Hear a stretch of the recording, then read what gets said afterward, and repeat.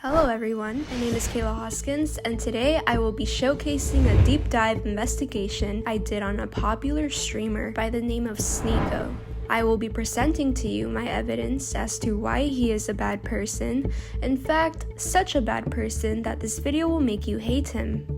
But today, we're going to be interviewing Sneako, one of the most controversial men on the internet. He's been banned on YouTube, banned on Twitch, probably banned on TikTok as well. Shit, he might even be banned on DoorDash. If you don't know who Sneako is, let me give you a quick rundown on his social media presence. To keep it short, he is a 25-year-old whose real name is Sneako. He began his controversial career when he was only 14 years old, and originally began posting gaming content playing games such as Call of Duty, which honestly explains his personality today. Since gaming content didn't work out for him, he transitioned to vlogs and then commentary videos, which gave him significant attention. Dirty. You like Barack Obama's autistic cousin? Wataka no hama, dumbass boy, you ugly.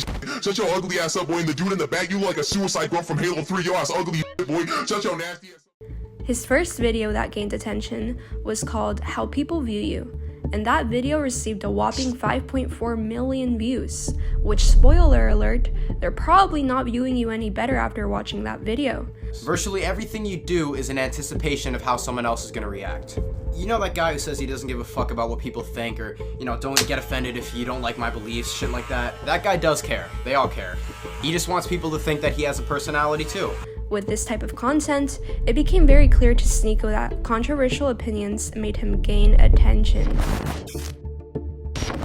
Now let's get into the main point of this video as to why he's a bad person. Not too long ago, his ex-girlfriend accused him of dating a 17-year-old girl, and she also called him a pedophile. Now this is obviously wrong of Sneako to do because Sneako is 25 years old and shouldn't have any intention to do anything with a 17-year-old girl who is probably still in high school. And for context, this is a guy in his mid-20s that probably still thinks The Bachelor is a legitimate life plan. Now you might be thinking, well, the ex could have been lying, but with the evidence I have, I don't think she is. Do you want to go play with the toys? No, give her a chew toy. What toys? So your little, like some Legos or something? Sneako pulls out a big black dildo. And as a bonus point, he's friends with Andrew Tate, the same man who has said a 16-year-old is more attractive because she has been through less dick. Message her, she's like, I'm only 16. I was like, give a fuck. Know about me. 21, I don't care. Bro, I was banging her, like looking at her Facebook on the phone, like just staring at a different face. Cause I had to bang her. Sneako openly defended ex-streamer Dr. Disrespect when he was caught talking to an alleged 17-year-old girl. Meanwhile, Dr. Disrespect was in his mid-30s. Sneako claimed that it wasn't bad to do because if the 17-year-old hit the age of 18 at midnight, she would be praised if she started an OnlyFans. That second hits midnight. Then she can sign up on OnlyFans, sell her body, and then everyone's gonna parade around and say, you go, queen! You're an independent girl boss, slay! Clown world. Not only is it wrong and perverted for him to assume a 17-year-old girl would start an OnlyFans, but what he fails to realize is that there's a difference between consenting to having something done with your body and being manipulated into having something done to your body by Dr. Disrespect, a male who is more than a decade older than the victim, who was 17 at the time, allegedly. Sneako also fails to realize that Dr. Disrespect had a wife and kids around the time he did this, so not only is Sneako displaying perverted beliefs, but he is also normalizing cheating in a monogamous relationship. It's like he's trying to rewrite Family Guy, but with fewer laughs and more cringe. Pedal faster! I can't go any faster! Where you going, kids? Hey, I just want to talk to you. Along with this, he also criticized Pokimane and Valkyrie for going against Dr. Disrespect and saying that they're only against what he did because they're jealous that they're pushing 30 and a man wants someone younger. So they're okay if you're 13 years old, edging to Pokemon all day. But if Dr. Disrespect texts a girl who's 17 years old, 11 months, 364 days, 59 minutes and 59 seconds, he's the worst person ever! He also made a highly uneducated, hypocritical claim that Pokimane sexualizes herself and streams to her young audience. Let's break it down. Pokimane pretty much does softcore porn for 14-year-old boys. Her audience is 95% men who are jerking off the entire stream. Yet Sneako always has girls on stream, which he has no problem with his chat sexualizing. Even one girl in his stream claimed he wanted to date a child. He also associates himself with Kai Cenat, who not too long ago had Ice Spice dancing on stream inappropriately to an audience of minors. Sneako came out with this statement and said he will always defend the movie made by Netflix called Cuties. His reasoning for this is because he related and still relates to the movie's degenerate scenes. Which, by the way, if you're relating to the plot of the movie, it's probably time to take a long hard look in the mirror and reconsider your life choices. But the main thing that he fails to realize is that the kids in this movie were highly exploited by the producers, and the parents were using their kids as a paycheck. While it is true, degeneracy like this unfortunately exists, using actual kids in a movie that portrays sexual acts is not okay in any manner whatsoever. If they really wanted to push this motive, they should have used adults that look like kids. Even then, it's still disturbing. Sneako defending the movie Cuties is overall a pretty bad take and shows the type of person he is. There's countless stories of children being taken advantage of, especially in the entertainment industry, and we don't need it to be normalized. However, this isn't surprising to me because Sneako worked for Mr. Beast, who recently got exposed for his close business partner, at the time, Ava Tyson, acting inappropriately towards children. There's even pictures of Sneako and Ava Tyson hanging out together. Sneako is no stranger to controversy, especially when it comes to his own beliefs. It seems only fair to point out his double standards.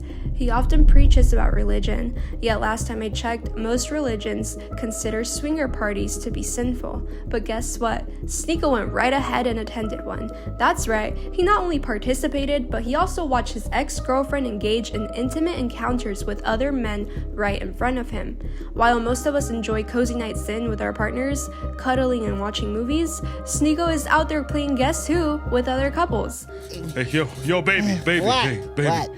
Can you and your man take this into the other room, please? I can't hear myself think with all that love making you're doing. Yeah, fine, Thank whatever. You so much, No baby. problem. Yeah. No problem, Sneaky. No problem. It's Sneako. It's Sneako. I mean, sure, that's one way to add excitement to a relationship, but come on, Sneako, you can't preach religious values while simultaneously hitting up a party where the main event involves swapping partners like their Pokemon cards.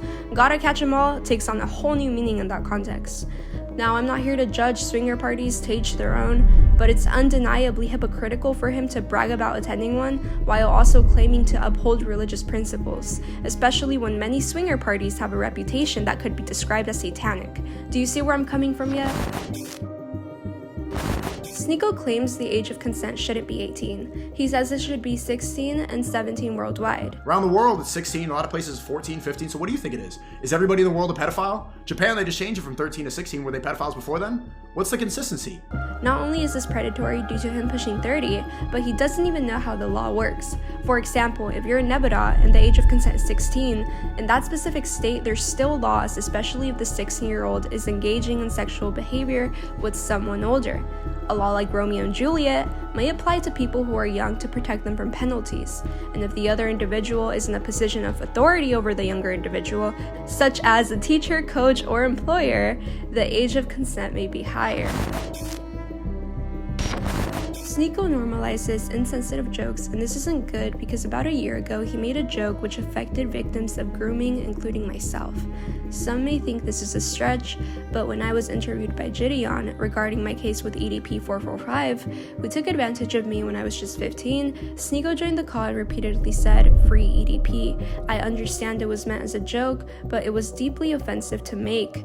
About to talk to Skeet, and we're gonna talk about all the stuff that happened with EDP. Man, free EDP, shout out to the chat. Free EDP, chat, bye, free EDP. Especially given the context and how recent the situation was at the time. This is not only disrespectful and can mentally confuse someone, especially victims in general, but it sends a horrible message to his audience about how they should act in front of victims of grooming. You see how they let you believe that this grooming thing is like terrible? Like, why is that bad? Whoa, it is terrible! Other victims of grooming took this badly, and it hits particularly hard for me because I am one of those individuals who was abused by EDP445. There's definitely a time and place for humor, but making dark jokes about a scenario where I and many other children were harmed is simply not okay. Additionally, Sneako often labels others as satanic while associating with Gideon, the same guy who has used religion to dodge accountability and wore raw dog t-shirts while discussing God on live streams to an audience full of kids. Sneako also goes on to make jokes about transphobia and black culture. Overall, Sneako's choice to make such insensitive jokes is horrible. Sneako unfortunately seems to have a strong effect on his audience. A while ago, kids came up to him on the stream and said this. What'd you take? Fuck the woman, fuck the woman. What? No, wait. Sneako. We love women. We love women. We love women. But not like transgenders. Yes, sir. We love everybody. No. All gays should die. Not only is it sad that a child this young has that misogynistic viewpoint, but it is unfortunate that a person with this big of a platform has not been terminated. In the end, I have to put some blame on parents too, for allowing their children to consume such harmful material. With this video, it's hard to ignore the predatory tendencies, hypocritical views, and double standards that Sneako displays. I genuinely like to debate him on these points to gain insight into his perspective, or at the very least, see if any of this has given him a reality check. Anyways, I'm curious to hear your thoughts. Drop your comments and questions below. Until next time, take care.